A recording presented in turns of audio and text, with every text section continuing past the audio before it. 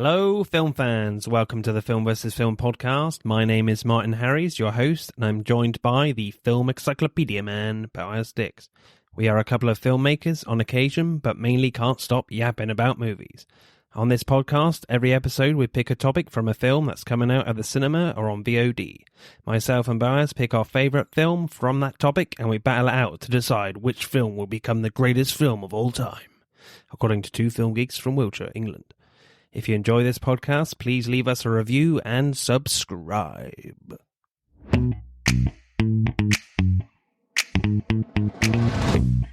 Hello, Potteroonies. I'm not sure that's a word, but I'll go with it for today. Welcome back after our week off this week as The Tragedy of Macbeth, a new Shakespeare movie, is coming out in cinemas. And of course, that is done by the Coen brothers. So we'll pick our favourite Coen brothers films. And as always, I am joined by the Schmader himself, Mr. Boaz Dix. Love that word.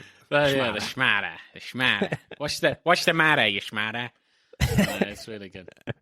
How are you? I love Good? The Italians. Yeah, I love the Coens. Yeah, I'm great.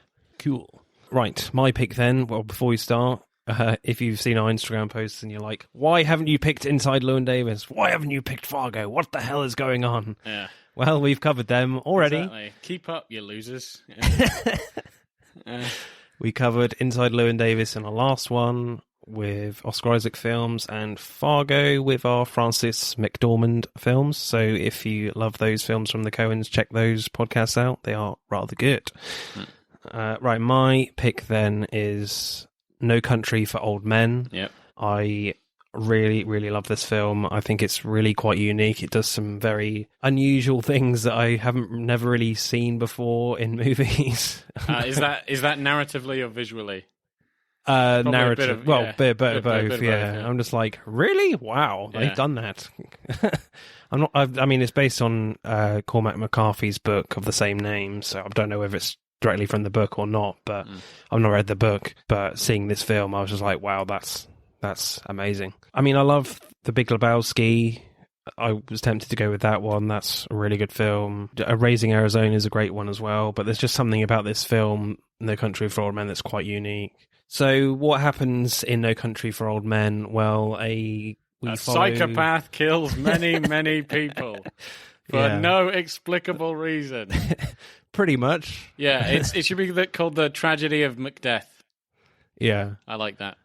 So we basically follow two characters. Anton Chigurh, played by Javier Bardem, who is basically a serial killer, a psychopath serial killer. We don't really know how he finds out about this money. I wouldn't say that it's just hinted at, but the fact that they talk about him so much and those guys give him a tracer and just his general attitude, it's like one of the parties involved in the trade wants to find the money, and they've hired Anton, and he's dead set on finding the money. But if they send anybody else, he'll fucking kill them. Like, as far as he's concerned, like, I'm doing this, He's just a force of nature. It doesn't matter. If you tell him to do something, he's going to... Yeah.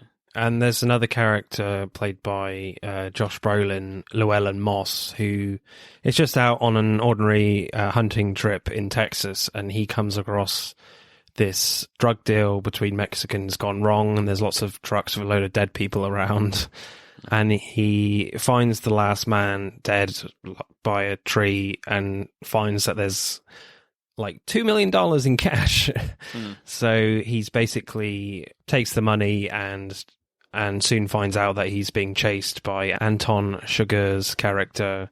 And it's basically a chase film from then on. And then you've got Tommy Lee Jones's character, Ed Tom, a just about to retire police sheriff, who's kind of a few steps behind them, and just kind of ends with Ed Tom, really, because Llewellyn Moss basically just gets killed by the Mexicans. Anton Chigurh gets hit in a car accident, and he just walks off, and then it's kind of ends really very, very quietly. Yeah. So it's very much a big anti-climax, which I quite enjoyed. Actually, I found that quite interesting how they do that. We'll get on to that later. But yeah, what did you make of this one then, Boaz? Yeah, I mean, I've watched it several times. I think it's a really good film, and it's very memorable. Yeah, I mean, narratively, it's a weird one because you can leave this film feeling like, like what,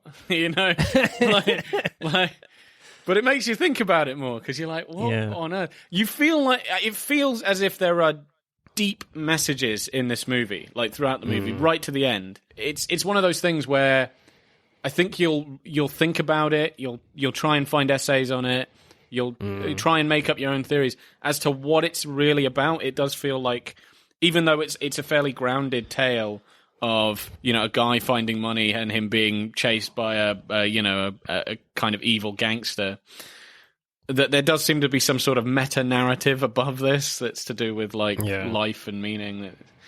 Getting old sucks, basically. Yeah. Getting old sucks. Yeah, and the world is cruel and strange. So directing, then, I think you get the tone of this film very early on, where Javier Bardem's character Anton Chigurh has been arrested, and the cop is sitting at the desk, and he's talking to someone on the phone.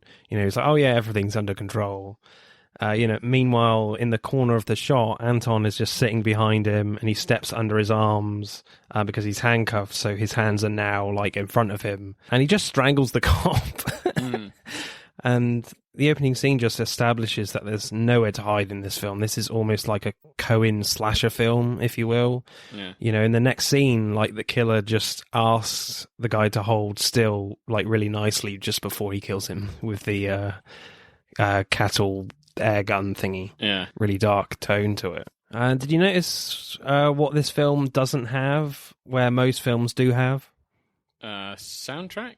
Yeah, music. Yeah. This film has no music at all. Yeah. Well, there is a tiny little bit in the coin toss scene, but it's you can't really notice it at all unless you're really looking for it. I think also most, I know, not just most, I would say like all music, all tunes in this film are kind of, they're diegetic. They're like whatever the hell the character is actually playing on the radio, or what he's listening to, or what people are playing. Yeah, there's a lot of silence in this film. There's a lot of just earthy noises of just, what's actually going on. Which I think for me reflects this very cold reality of this world. Music is usually used to heighten your emotions about what's going on screen. And to prep you for what's coming. You're like, okay, this is an action scene. Let's pump out the action music. Like this, it doesn't matter what's going on. They could be having, a very friendly conversation. It could be something more serious. It could be just before a fight. You've got no idea because, it's all just the same. You're like, things could kick off and you're not sure when it's going to kick off. But, yeah, this film basically looks for the complete opposite of that, The hero's dead. Okay, let's move on. Yeah, basically it kind of does a lot of things that, you're kind of instructed like not to do. You know what I mean? And it just does them, and it gets away with it because you're like, it doesn't feel like it's kind of deliberately trying to tell you something or show you something. It's like, do you know what I mean? Like, this isn't really how the world works. It's not like a film, and it also makes it stand out because it's so different in many respects. So as you said, like, there's no music; it's all earthy sound. So when Llewellyn Moss gets first tracked by the cartel, I wasn't exactly sure what the hell was happening. I was like, I seen this car. I'm like, is he in danger? And then they start shooting at him. You're like, holy shit, okay, I guess he's in danger, Yeah, and then, he dies without any funfare. You don't even see his death, His wife probably dies. You don't see her death. The guy gets away, and Tommy Lee Jones is retired. And none of it seems to really have an end. It's such an anti-Hollywood film, Yeah. I love this very simple shot on Woody Harrelson's character, Carson Wells, where he's just walking up the stairs in the Eagle Hotel, and Anton just randomly turns round the corner and follows him up the stairs, and then he just randomly stops. And, the following conversation is so tense because Carson has just described to Moss that Anton will kill you just for inconveniencing him. So you know for sure he's going to die in that conversation. But when the phone rings, it did make me jump out of my skin because you're just waiting for the gunshot to happen. Yeah. And I love that little like dark, funny Coen quirk when when after he shot him, he's talking to Moss on the phone, and Carson's blood is just approaching his boots, and he just casually puts them up on the bed so it doesn't get them all bloody. It's just really darkly funny. Yeah, I thought that was smooth. Oh man, I thought it was really tense where like the sheriff, played by Tommy Lee Jones, he's gone to the crime scene where Llewellyn Moss has been killed, and you see Anton is hiding somewhere, and he's like wondering if he should actually enter the door and die.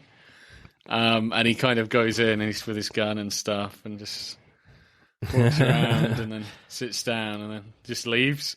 And you're like, where was Anton hiding? Like, it just felt like he could have got his head blown off at any moment, you know? I mean, was he in the same room? I think he might have been in a neighbouring room because, what was it? The screws were undone on the... And I like that as well. He sees that the screws are undone on the air vent. Yeah, the air vent.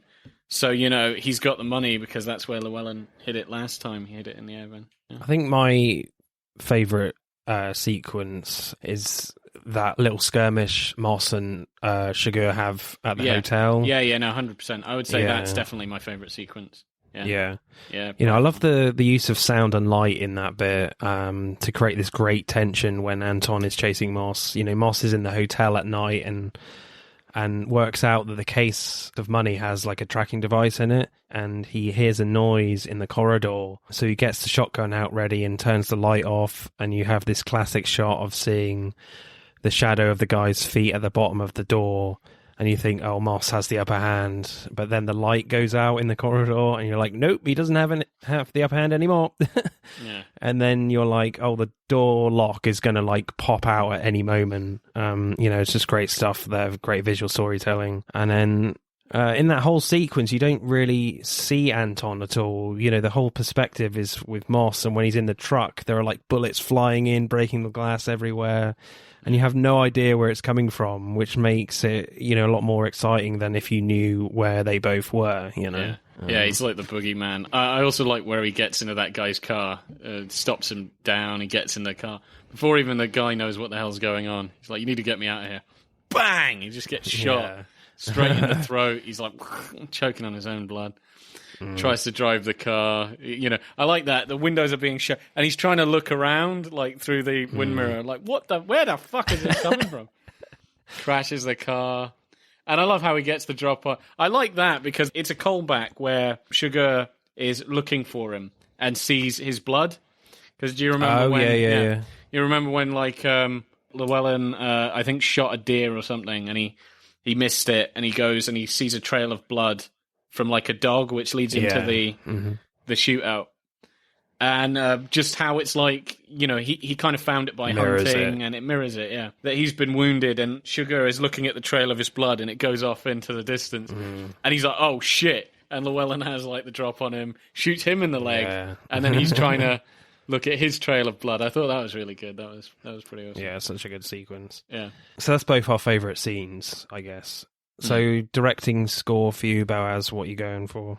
Oh yeah, man. I mean, you know, it's phenomenally directed, which is, you know, obvious. Of course, it's going to be. Yeah, maybe like a 9.2 or something. You know, I find this film pretty awesomely directed, to be honest. Again, like there's so many shots where like Anton Chigurh is just like looming in the background, and it does feel like a Coen slasher film a little bit.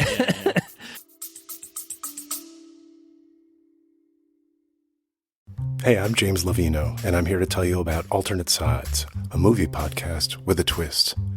I've worked in the film business for 2 decades, but I haven't actually seen that many movies, and this has been driving my frequent collaborator, Sam, a self-confessed film snob, crazy. So every week, while he's stuck in his car trying to avoid getting a parking ticket, thanks to New York City's alternate side parking regulations, we discuss a classic film I've finally just gotten around to seeing. Alternate Sides, a new podcast about movies, parking, and a 25-year friendship, wherever you get your podcasts.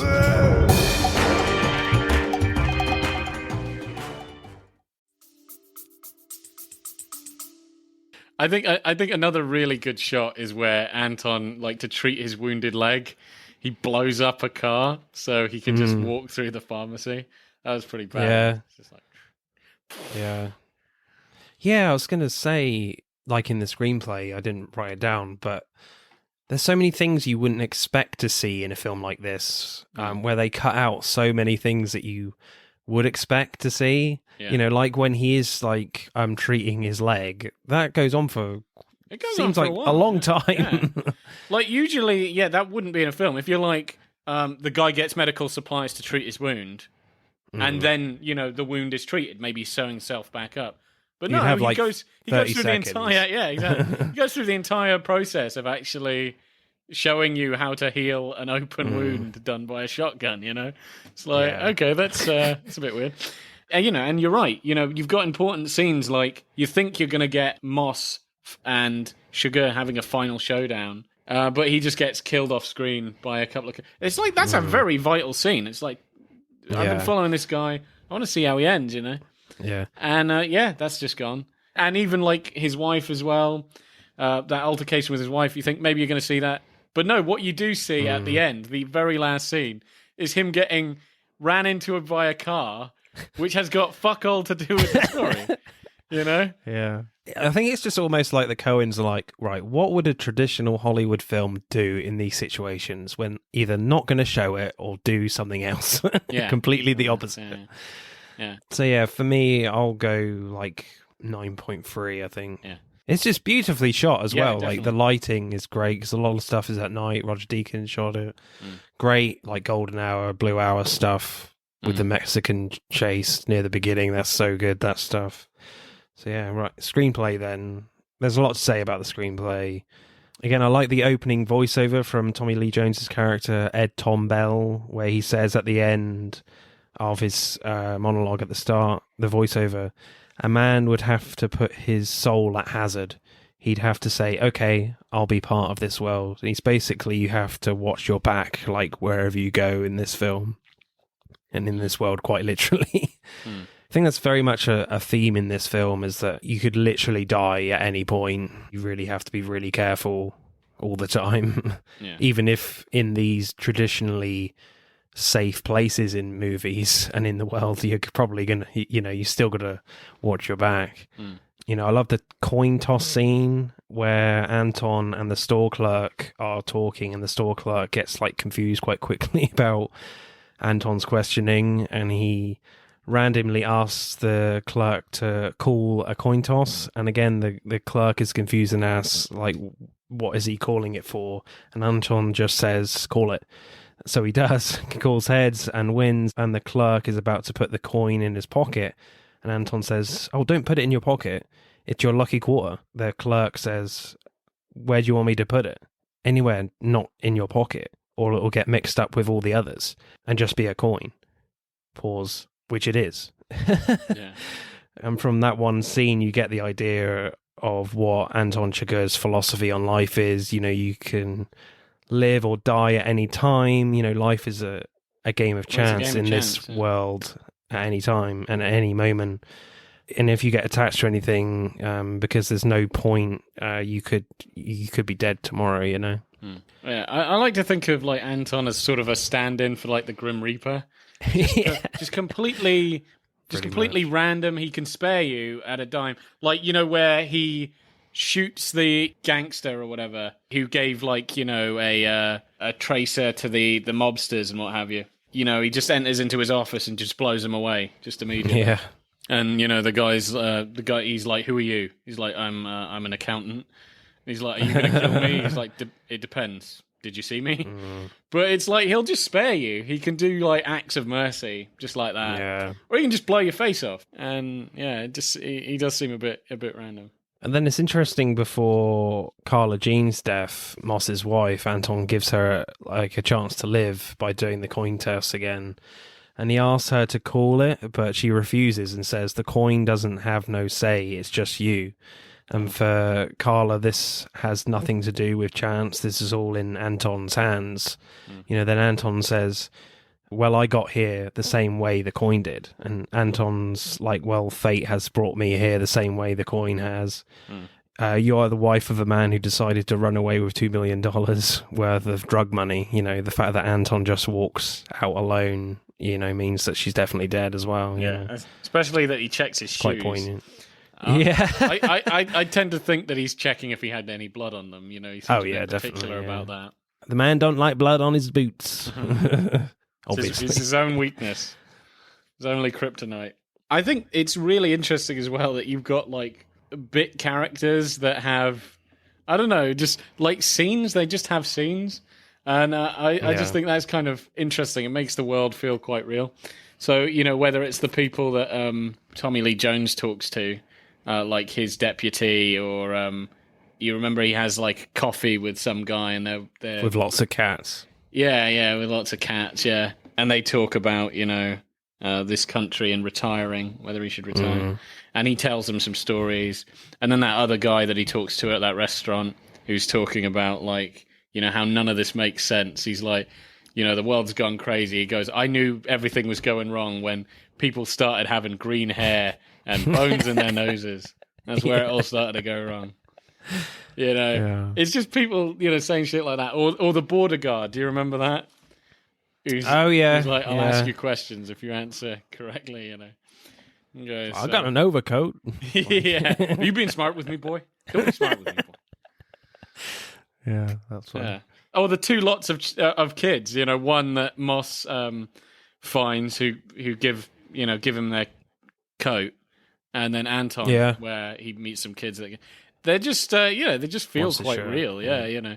I said so much happens off screen, and I think I counted there are about 5 deaths off screen. The guy in the office, Moss's wife, the hotel clerk in the Ego Hotel, the chicken man. And as we've said, like, the one that's completely unexpected is Moss himself. He doesn't even get killed by Anton. He gets killed by a hit and run from the Mexicans who had the money in the first place. And I've never seen that before, that the lead protagonist of your movie gets killed off screen. You know, the balls on the Coens to do that is amazing. It's because of his bloody mother-in-law as well. This is why you should be careful with your mother-in-laws. It's the reason why he hates her. Like, that Mexican guy just goes to pick up her bags and is like, oh, where are you going, might I ask? We're going to El Paso. I mean, my son-in-law. I never been to El Paso. Well, what hotel are you staying at? It took me a second rewatch. I'd watched it before. And like, oh shit, that's how they knew exactly where he was? That silly fucking woman. Yeah, I mean, the balls on the Coens to do that is amazing, because I think the real protagonist is Ed Tom, the sheriff. Because he's been a few steps behind Anton and Moss throughout the film, but, you know, you get the sense he's getting closer and closer. Then when Moss dies, he's basically front and center from that point, you know, that when he goes into the crime scene again, because he's worked out that Sugar does go back to the crime scenes, but it kind of comes to nothing. You know, it's really subtly done, but Ed Tom is only front and center for like 10 minutes, and then the film ends, you know? Yeah. So it's just, I've never seen that before. Yeah. It's just amazing. And it ends in a really peculiar way. Yeah. It ends with Ed Tom, him and his wife, and he had like a weird dream. And he tells her it, and it was like, I don't understand what that dream means. Like, you know, I've been trying to, like, over multiple rewatches, trying to work it out, like what he's trying to say. I think it's about aging, you know, it is. Yeah. You know, I think this is just a film about life gets harder, or it looks more absurd the older you get, and, you know, the fear of death intensifies. Because even when throughout this film, like, Ed Tom has this kind of point of view that the world has only just now gone crazy, and he's like, it never used to be like this. And, you know, you've got characters like Sugar, just mindless violence, and you got gangsters and drugs. But then I like towards the end where he meets a guy that used to be a deputy with his dad, you know, comes to his house. And he tells him a story that he knew a man who, or whatever, like his uncle or whatever, where these guys just came to his house, they shot him and just watched him bleed to death. And he was like, when was this? He was like 1906? 02 or something. Yeah. So it's just like, dude, the world is always hard. The world is always cruel. It's just, when you get older, you can't keep up with it. It looks so bad now because you do not have the energy to do this. You don't have the courage to do this. And I like where he just says, this country's hard on people, you know. if you're old, it's just you're not going to keep up. So Yeah, I think you're right. but I think he has a very kind of Old West view of, a sort of fictionalized view of how the world used to be and how the West was, because this is like a neo-Western. But he's like, oh, back in the day, it was like the Westerns, good from simpler. good and bad from bad, and that's the time of my dad. It was probably never like that. It's just that they were in much the same situation. There was the fear and but I just think it's more of a film about like just the idealized way that the world should be and just how the world is. Certainly, that last scene invokes the title of the film. No Country for Old Men, for sure. Yeah, because his dream was something like his father. He sees his father up yonder. Yeah, he's describing like a comforting dream about his dad, and he says at the end, and he was fixing to make a fire somewhere out there in all that dark and all that cold, and I knew that when I got there, he'd be there. Then I woke up. End film. I think for me, he's basically imagining a simpler time when he was younger. Basically just saying getting old sucks, and he just doesn't, as you said, he doesn't really identify and understand this world anymore and what's happening fully. I guess the reasoning behind these violent acts. I just love the confidence in the Coens to end a film like this so quietly in just a really simple conversation. Yeah, again, this very much anti-Hollywood thing, The third act is not guns blazing. Like that's the second act. No. The second act is where everything goes down, and then it's just, it just kind of mellows down, Yes, this film is very serious, but there are some, like, Coen funny moments, some funny lines. Not laugh out loud, but just interesting stuff. Someone says, how would you describe him? I guess I'd say he doesn't have a sense of humor, from Carson. You have a lot of people come here without any clothes on. It's like, no, sir, it's unusual. I think my favourite line is from Ed Tom, where they've just missed Sugar in Moss's caravan, and his partner's like, "Oh, we should circulate. We've just missed him." And he's like, then Ed Tom says, "But what do we circulate? Looking for a man who has just recently drunk milk." Yeah, funny.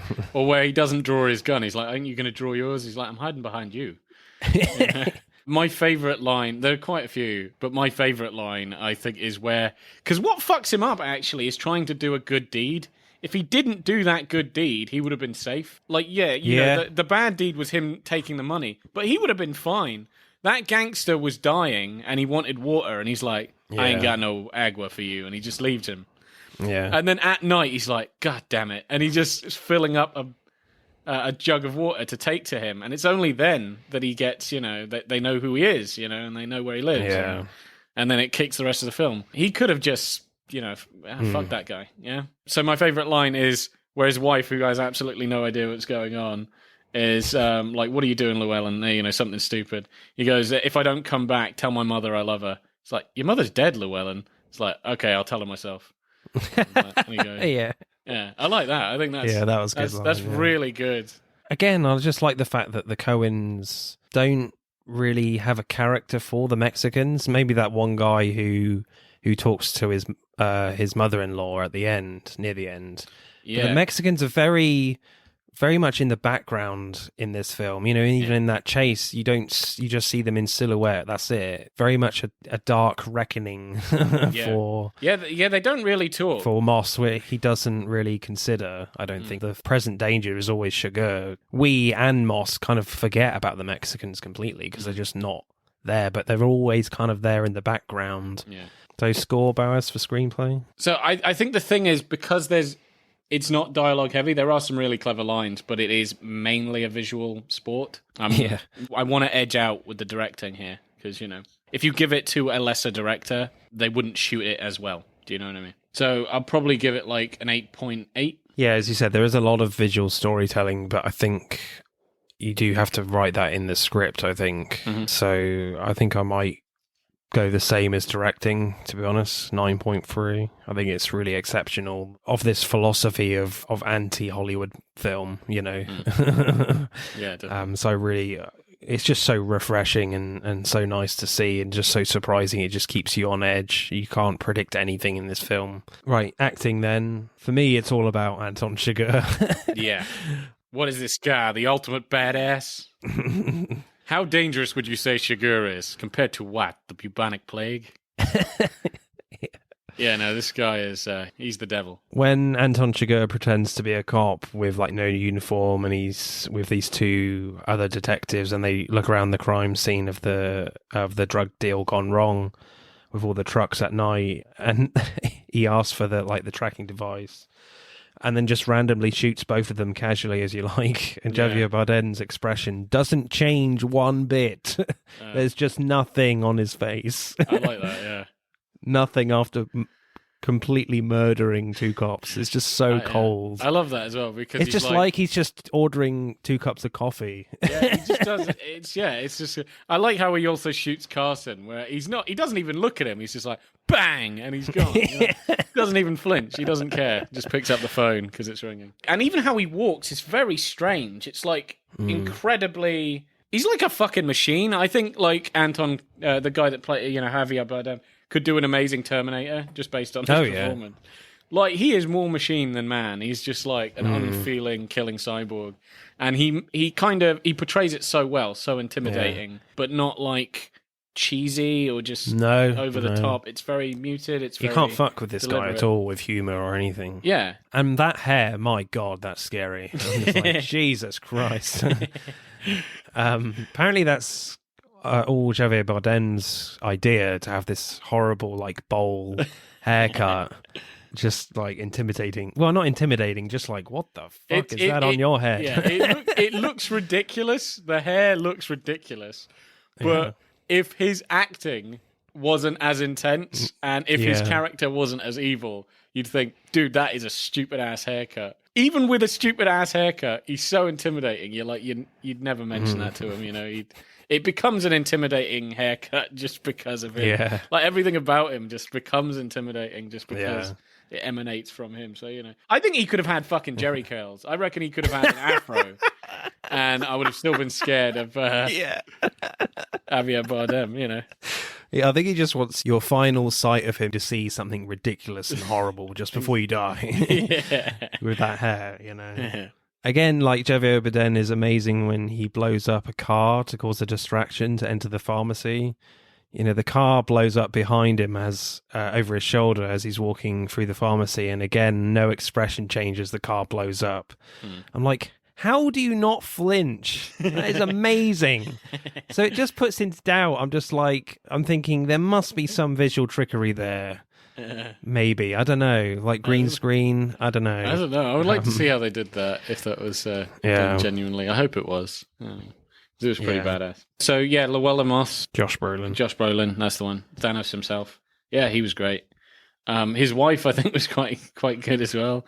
Like, even though it's like she's just kind of worried most of the time, I think her ending scene where, from where she knows he's dead to like her talk with Javier Bardem, that was really good. Yeah, Kelly MacDonald. I think my favorite scene acting wise with Josh Brolin is after his fight with Anton, and he is fucked up, and just him talking with those kids to try and get their coat. It's like he looks fucked up, which is good to the prop department, but he acts so fucked up, man. He just like he's trying to keep his insides together. He's just struggling to breathe.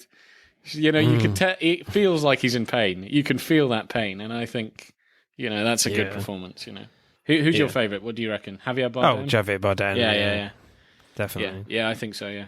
Acting score? I'll give it a 9. Again, I think the acting is pretty solid. Javier Bardem is just creepy as fuck, and Tommy Lee Jones doesn't do too much, but again, I think for the other characters, you don't want to do too much. I don't think they're all really good. A lot of great subtle performances. So I'll go like 8.7, I think. Let's add up the scores then for No Country for Old Men. No Country for Old Men gets 54.3, which is a very high score. I think that might be in the top 10 somewhere, 8, 7 or something like that. If you want to find out, check out Instagram and Twitter on Tuesdays. Right, what is your pick then for Coen brother films? My pick is Miller's Crossing. Nice. So why did you pick Miller's Crossing? Because it's a very good film. Cool. Was it one of these where you hadn't seen it before? Or? No, I've watched it before, yeah. Yeah. So, yeah, it's not one of these, which it's most times that I haven't watched it before. It's one of those where I watched it a long time ago with my family, and I really liked it. I watched it a few times after I first watched it. To me, this was kind of like, almost like a neo-noir sort of pulpy gangster film. Yeah.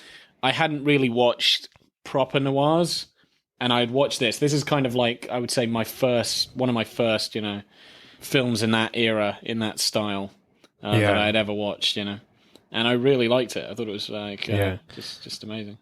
I mean, are you a fan of these type of like Prohibition era type American movies? Because you picked Road to Perdition for Tom Hanks films. Are you just a fan of that type of era? It kind of seems so. Like, yeah.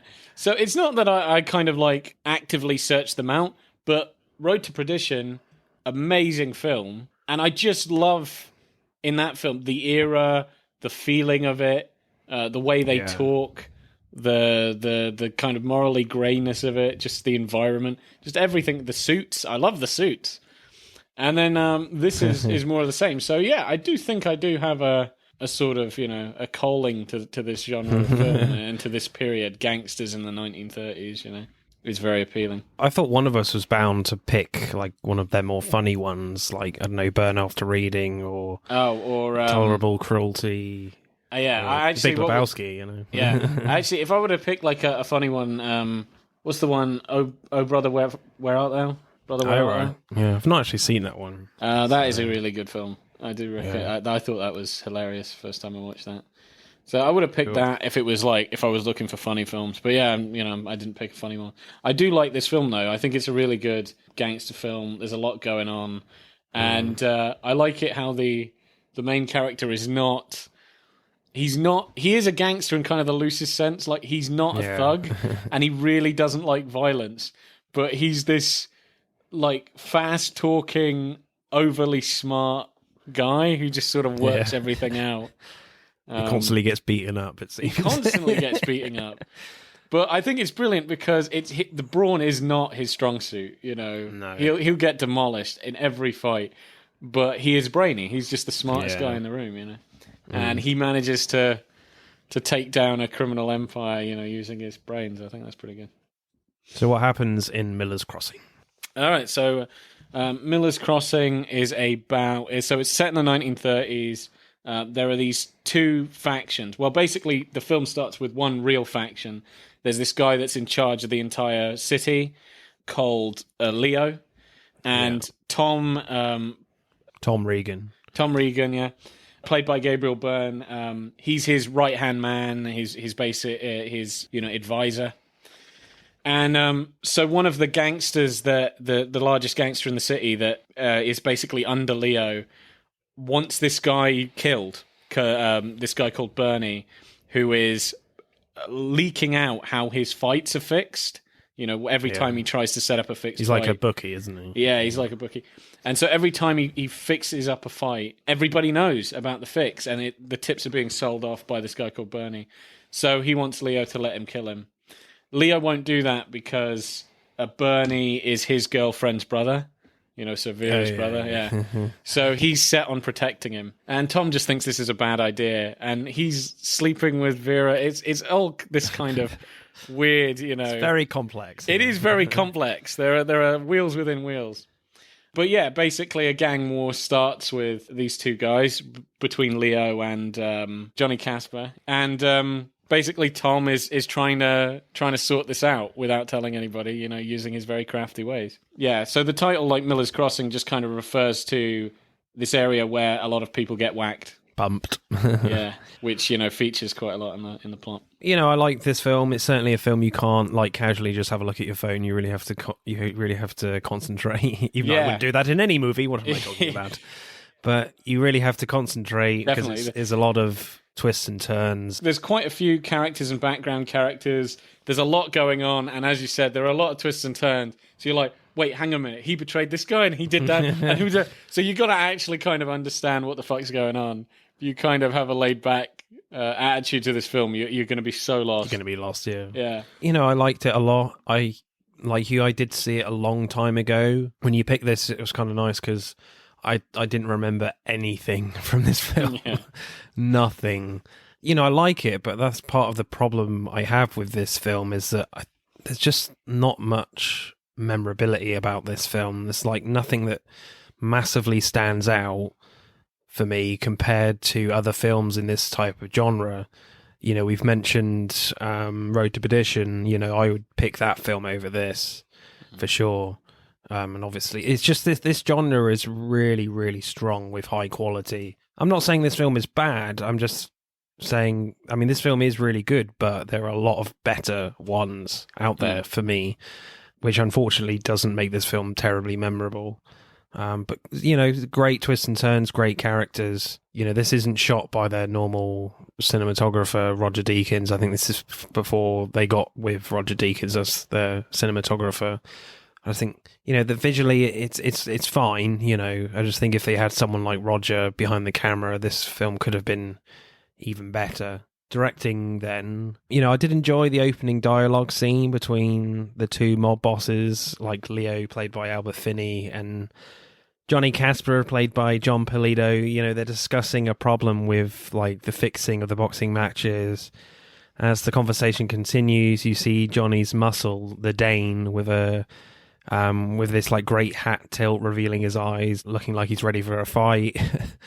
Then in like a wider shot, he's holding like Johnny's hat, like very suspiciously, like he's got a gun in the other hand, you know. And then from then on, from the rest of the conversation, the tension just notches up a bit, and it gets more heated from there. And I think, you know, that opening scene just kind of is a nice starting point for what you're going to get for the rest of the film. It's a very talky film, you know, people in a room talking about this gang war, and there's a lot of scenes where tension is created in just conversation, and certainly the first one is a great example of that. Quite like the assassination attempt on Leo, where you have this nice like tracking shot through a room while you hear some guy gets strangled, and then the shot finishes on the dead guy, and then you get these two goons going upstairs trying to kill Leo, you know, and it's all kind of low angles, just showing their feet and Tommy guns. And I like, as you just said, the whole scene is kind of like tied together with the Danny Boy music playing. The one thing I didn't like though was when Leo shoots the goon in the window and the guy is like shaking uncontrollably because of all the bullets going in him. And there's like bullets going everywhere from his gun. I just found it a little bit unintentionally funny, just a bit too much for me for that. But I'm like, bloody hell, he's really going for it on his death scene there, that actor. Yeah, really ramped it up to 11. And he shoots that car as well, blows that to pieces. I love that. Gets the cigar out. It's like, fucking yeah. I quite like the scene where Tommy admits to Leo that he's been seeing Werner, and Leo just turns away and Tommy just leaves the office. And Tommy walks out surrounded by all of Leo's bodyguards in the corridor, and you just about see like Leo follow him out as the camera is still on Tommy. Then Tommy turns around and gives him a beating. And Leo gives Tommy a beating, and it ends with like Tommy grabbing onto this big ugly woman's dress while she's like beating him off. That was quite funny. Was funny. Yeah. So I liked what was it, where the cops are taking down that pub? Oh yeah, you know, one of Leo's pubs. You know, they throw a fucking pipe bomb through the window, and it's like, bang, kills loads of people. You know the drill. If you're still breathing, get on out. This one guy comes out with a white flag, and this policeman shoots him. And if I'm not mistaken, that guy looks exactly like Sam Raimi. I think that might be Sam Raimi. He's in the cast. Yeah. It is Sam Raimi. So that policeman is Sam Raimi. Sam Raimi shoots that guy. and then gets shot. Like when they laugh about it, he gets filled with bullets, and then they're just shooting back and forth. I thought that was awesome. I just love how like excessive that the use of the police, the Coens, are in this film. That they go so easily from working from one mob boss to the other. Oh yeah. That every cop in the city decides to, raid their joints. And then there's a guy with a Tommy gun, isn't there? And shooting at the police, and then literally the whole police department plus a mounted machine gun on a car is like taking out this one guy. Yeah. And it does feel at times that the Coens are like pastiching the gangster genre. I don't know, with their own quirkiness, certainly in just this ridiculous, over the top action scene. It looks really impressive, but kind of funny at the same time. I would say another scene I quite like, because I want to sort of steer into the more directorial aspects rather than in the writing. But where he's taken, because I just thought the tension in this scene was really good, where he's taken to Miller's Crossing because Eddie Dane does not believe that he shot Bernie. And I really like that scene. I thought it's super tense because you're like, he knows. He fucking knows. Yeah. He's really pulling on the tension.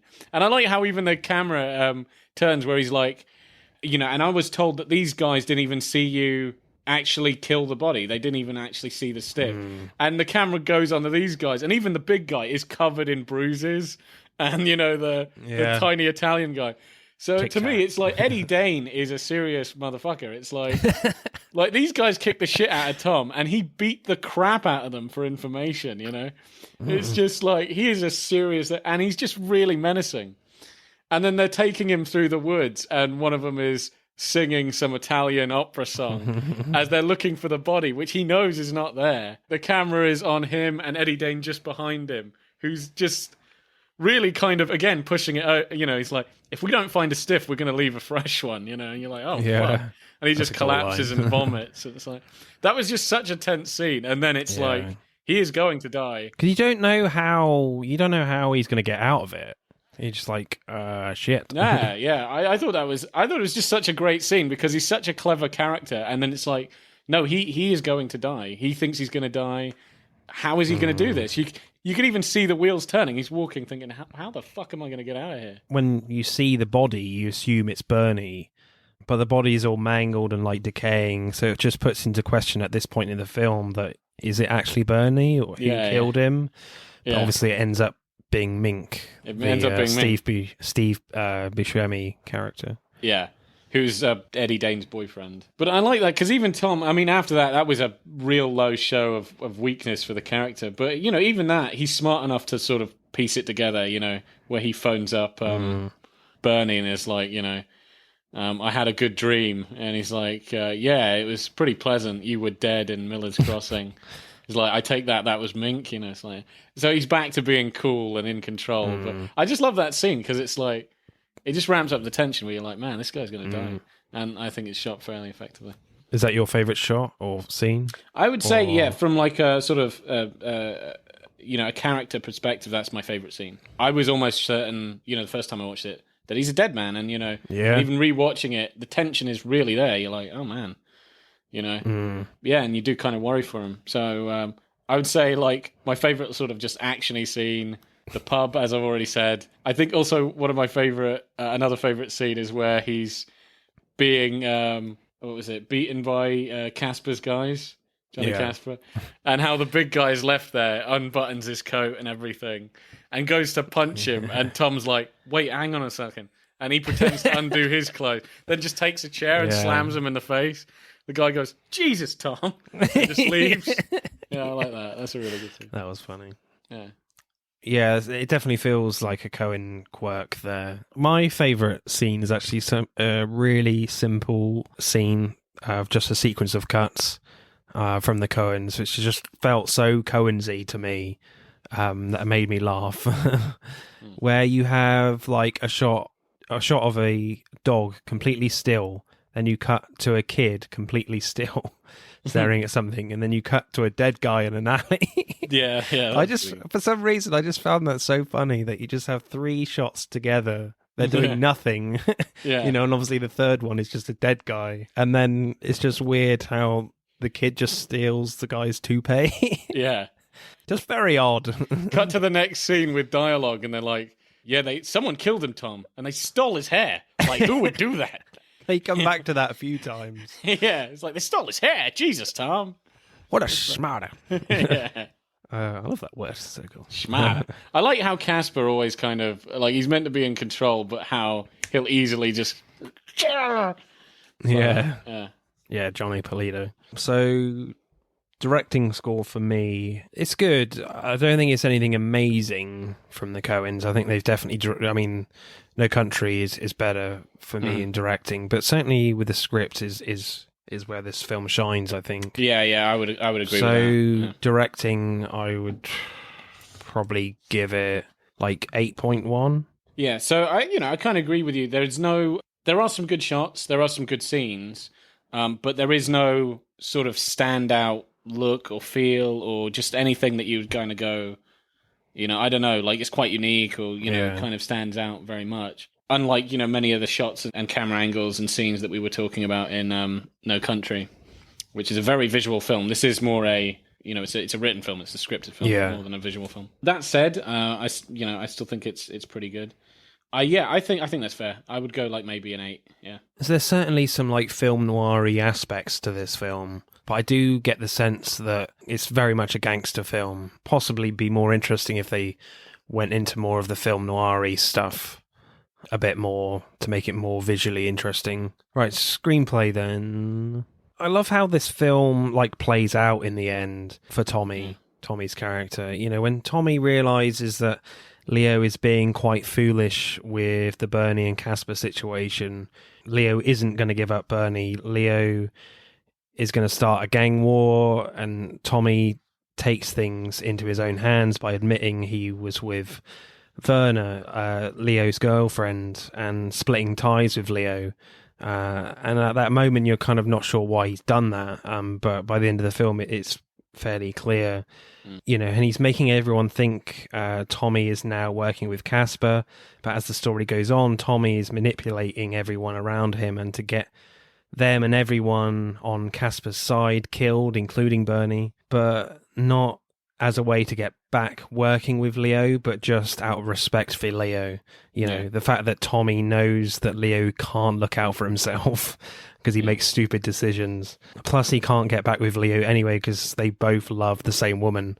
So it's kind of bittersweet for, the ending for Tommy. So the only real option he has is just to save Leo from himself and just walk away from this gangster life, which is kind of a really melancholic ending, which I quite liked. Yeah, I quite like that. Yeah, I think Tommy is just a really interesting character, and and he's just really clever, and he's just really quick-witted, and he's just really mouthy. Yeah, and and as you said, he's just got everything sort of planned out, even if you're not entirely aware of what the plan is, and it all works out at the end. But yeah, he's also quite honourable and a terrible gambler. Jesus Christ! Well, that keeps going up in the film where Lazaro keeps wanting to break his legs, and he keeps just getting further and further in the hole. But he's so honourable that he won't accept like anybody to help him and stuff like that. But yeah, and also the relationship with Werner is pretty interesting, and Bernie. I quite like Bernie's character, and I quite like the actor that played him and how he was done. John Turturro, yeah. Just like this weaselly fucking coward, basically. And, and I love the mirror in the when he kills him. He's basically done everything, and then I like that. He even has a loose end, isn't he? Really, he is a loose end, but he even has Bernie kill Casper. So it's like, boom, he's got it all tightly packaged.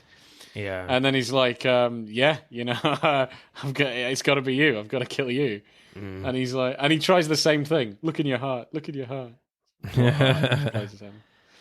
As you said, that the second scene in the woods, why that is so good is because the first one, there was no way I thought Tommy was actually going to kill Bernie in that first Miller's Crossing scene. Yeah. When he's ordered to kill Bernie, Tommy is following Bernie through the woods. Tommy is really steely, and Bernie is like begging for his life. The scene should be full of tension, but not for one moment, as I said, did I think Tommy was going to kill Bernie, because at this point in the film, because it would make no sense to kill Werner's brother, Werner being the woman he's in love with, and Werner is the girlfriend of Leo. He would lose business ties with Leo, and it wouldn't make any sense at this point in the film. Great acting, but no tension. But obviously I wrote that note before the second scene. Yeah. Which, the second scene in the woods, that has tremendous tension. So I don't think the second scene works amazingly, but I don't think it would have if you didn't have the first one, if you know what I mean. Yeah, I agree with that. So, yeah, that works really well in the end. There's some funny lines in this, some really great, gangstery lines. So take your flunky and dangle. Yeah. No idea what that means, but, take your shit and leave, I suppose. Yeah. It's the kiss off. If I ever see him again, it won't be long enough. shit like that. It's like, who talks like that? But I wish everybody talked like that. Or do you remember when he goes to Werner and about Leo's about to declare war because of you and your fucking brother and stuff, and she punches him in the face and he throws a glass at her and it misses, and she's like, I bet you think you raised hell. It's like, sister, if I raised hell, you'd know it. And stuff like that. I quite like that. You can't hijack me, Tic Tac. We're on the same side now, or didn't you get that far in school? Yeah, that was good, yeah. I like how he's always trying to push Casper's buttons. Casper is absolutely insane. He's pretty insane, yeah. He's like, no, now don't say I told you so. He's like, I'd never say that, and I don't respect anybody who does. And then he basically says, Mink's gone quiet, Eddie Dane's not here. He's thinking maybe he is betraying him. And he's like, I told you so. It's like, rah. You got a lip on you. Oh man, there are so many good, quirky, funny scenes that I What's quite the like. rumpus? What's the rumpus, Tom? Do you remember when his son interrupted them and he slaps him in the face and then he starts crying? Oh yeah, yeah. He's like, "Oh, did somebody hit you?" I can rail off quite a few lines that I quite liked. When one of Leo's guys, basically Tommy's on the phone trying to organize his plan of framing Eddie Dane to get Casper to kill Dane and get Bernie to kill Casper, and just this whole intrigue. And so he's setting it up, and then he turns around and gets punched in the face by one of Tom's guys, and he's like, that's a message from Leo. He's like, stay out of this war. He doesn't care if you're in it or not. And then Tom comes up with some comeback, and the guy punches him again, and he's like, was that from Leo? He's like, nah, that was from me. I said that. You keep going, I'm going to say plenty. Stuff like that. I just love the talk. I love the banter in it. It's just it's a kind of wit that there's no way they just came up with that. It does feel like everybody is like a fucking genius with comebacks. Yeah, I think certainly the one meaningful line that comes up a few times is nobody knows anybody not that well, in terms of how they kind of all double cross each other. 100%. Another one that comes up is always characters saying, Jesus, Tom, or Christ, Tom. What's the rumpus? What's the rumpus? Yeah, that comes up. What's the rumpus? The schmatter. I think my favourite line, though, is Tic Tac stops Tommy in the street in the car, and Tommy gets in the car, and the Dane is in there, and he says, how did you get that fat lip? And Tommy says, old war wound, axe up around morons. Yeah, that's a good one. Yeah. I like that one where Dane goes to Werner's place, because he's like, why are they hanging out if he killed her brother? That doesn't make any sense. Yeah. And he goes there, and a bunch of Leo's guys are there to protect her. So he shoots them, and one's still alive. And he's like, where's Leo now? And the guy's like, if I tell you, you're just going to kill me. He goes, if you told me and I kill you and you were wrong, then I wouldn't be able to find you to kill you again. And he's like, and then he tells him, and he's like, do you know what, Yeg? I believe you. And just blows his head off. And it's like, it's stuff like that. I just, it's pretty cool. Have you got a favourite then? Or? Probably that one. That was a pretty badass way to kill someone. Right, screenplay score for me Yeah, I really liked it. I kind of just love how satisfying it is for the character in a very bittersweet way, as I said, for Tommy. The way you find out that he's kind of manipulated everyone to save Leo, really, out of respect for him. I just quite like that idea. It's very selfless and... Yeah, what do you think his dream means? Like the dream that even the thing starts with, like his hat blowing off in the wind. I like when she tries to explain it, and he goes, I keep having this dream, my hat blows off in the wind. And he goes, oh, and let me guess, you chase it, and then you catch it, and then it's not your hat, it turns into something else. He goes, no, it remains a hat, and I don't chase my hat. What idiot would chase his hat? Which is ironic because he loses his hat in a bet at the start of the film, he wants his hat back. So he wants his hat back, yeah. I think it's kind of maybe an allegory for, like, when he wants to get his hat back at the start of the film, he can't help but stay in this gangster world, but when he has the opportunity to get out and manipulate one side, the hat blows off and he's like, nah, I'm not going to get it back. Maybe it's like that. I don't know. Yeah, maybe it's a prophetic dream of that he's going to leave this world behind, The hat might be the gangster lifestyle and he's going to have to let it go. We've worked it out. We've worked it out, yeah. So score, I'll go like 8.8. So I'm teetering between like 8.9 or 9.1. But I reckon I'm going to go a 9.1. All right. I do like the intrigue of the script, but I really like the witty banter and stuff. Yeah. I think that's just on point. Everyone's witty as fuck, and it's amusing. It's amusing to watch this film. Like, both in it's interesting, but also in a very comedic, haha way. Like, there's a lot of funny stuff in this. Yeah. And dramatic. Right. Acting then. Certainly this week is all about one character in both films. Yeah. For me, that one character is Johnny Casper, played by Johnny Polito. Yeah. For me. Don't give me the hi-hat! It's all about hats, this film. It's all about fucking hats, yeah. Like, giving me the hi-hat, Leo! When Johnny Casper is in this warehouse, and I think his wife and the mother of his child is berating him in Italian and subtitles, about the weight of their kid or something. And to cheer him up, he tries to get him to guess which hand a penny is in, and the kid gets it wrong. And then Johnny gets him to guess again, but obviously makes it obvious by shaking his fist. But the kid chooses wrong again, and then Johnny Polito's face just drops. And you're like, oh, like, you stupid kid. It's just quite funny. Yeah. Yeah, I thought that was quite funny. Yeah. It's like, you all owe him a penny, boys. I don't have a penny, boss. That's a penny you owe him. Yeah. Again, Johnny Polito is great when the Dane is strangling Tommy and Casper is like stewing by the fire whether he should save Tommy or not. And of course, he saves him and goes nuts on the Dane with the fire shovel. thing. It's a shovel, isn't it? Fire shovel. Yeah, he just starts beating him up with it. And then that was crazy. Then ends this insanity by saying, "Something I teach all my boys: always put one in the brain." Yeah, and I love how the blood is like just all over his face as he said. Yeah, and it's like a nice push-in. Yeah. Always put it in the brain. That was amazing. I really like Marcia Gay Harden, who plays Werner in this film. Just like a really sassy, strong female character in this film. One of my favourite childhood films where she's in is Flubber as Sarah. I watched that film on VHS many, many times. Yeah. It's just a shame she's not in more films. I love the scene where she confronts Tommy in the street in the rain and demands to know if Bernie is alive. And Tommy says he's alive, but Werner doesn't believe him and puts the gun under his chin. And really wants to pull the trigger, but can't. And the camera holds on her face, which feels like a long time before she breaks down in tears. For me, it's just impressive how she can hold that emotion for so long before the tears come. It's just really skilled acting for me.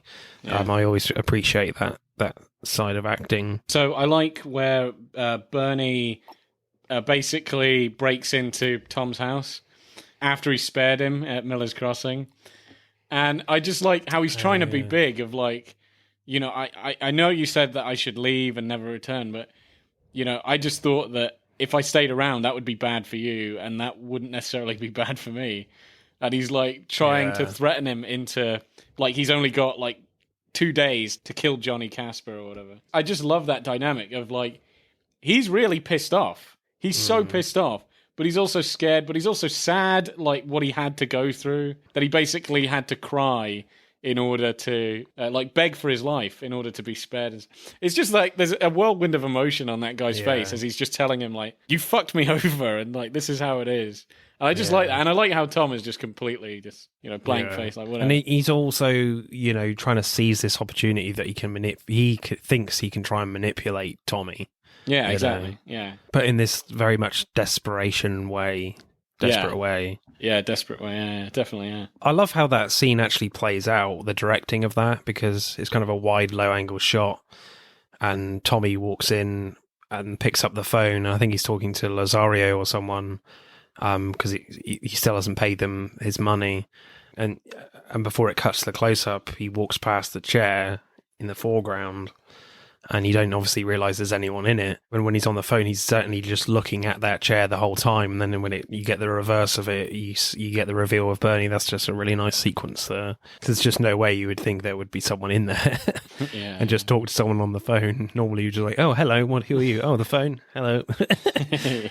So favourite performance, Boaz? Yeah, maybe Johnny Casper, the guy that plays Johnny Casper. John Polito. Yeah. I just kind of find his performance funny because he tries to, he wants to. You feel like he's trying to come off as being very very boss-like and very level-headed and very wise, but he's not really pulling it off. You can tell he's he's a thug. He's pretending to be these things, and it's the little things, and he just goes he's just so overblown and so not in control of his emotions. I kind of like that character, and I like the performance of it, where he's and I think he does that well, where you can see that Tom could easily take him for a ride. He thinks he's much smarter than he actually is, I do like a very stereotypical Italian-American gangster. Yeah. He's very much personifies that. So acting score for me, I'll go... Johnny Polito is really good. Gabriel Byrne, they're all really, really good. There's no one that is bad, really, or just irritates you. Yeah, I also think the guy that plays the Dane is quite threatening. Fairly imposing figure. I'll go a 9, actually. Yeah, it's actually quite impressive. Yeah, I agree. Yeah, I think I'll go a 9 as well. Cool. Right, let's add up the scores then for Miller's Crossing.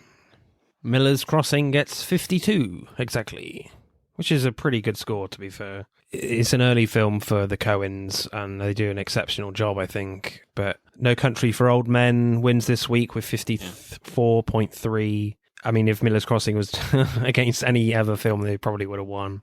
No Country for Old Men is just in another league. I think it's them after they've, they're more refined. This is they're them at their peak. But I do like Miller's Crossing. I still think it's good, but Next week...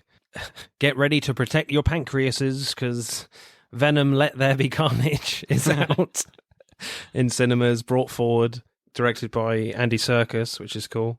So for next week, we'll be having a look at Tom Hardy films. Venom versus Gollum. Yeah. I need to make this. Yeah. I would watch that. I would watch it, yeah. Thank you, Boaz. As always, you've been... an absolute schmarter. Bye-bye. You gave me the hi-hat, Martin. The hi-hat. Why are you giving me the hi-hat? Bye-bye. Friendo. Anyway, see ya. Bye. That's it for this week's pod. Thank you for listening. We hope you enjoyed it. If you would like to find out more about the podcast or suggest future topics for us to discuss related to upcoming releases, let us know on Instagram at Film vs. Film Podcast, and on Twitter at FVF_podcast. Remember, please subscribe. Pod, signing off.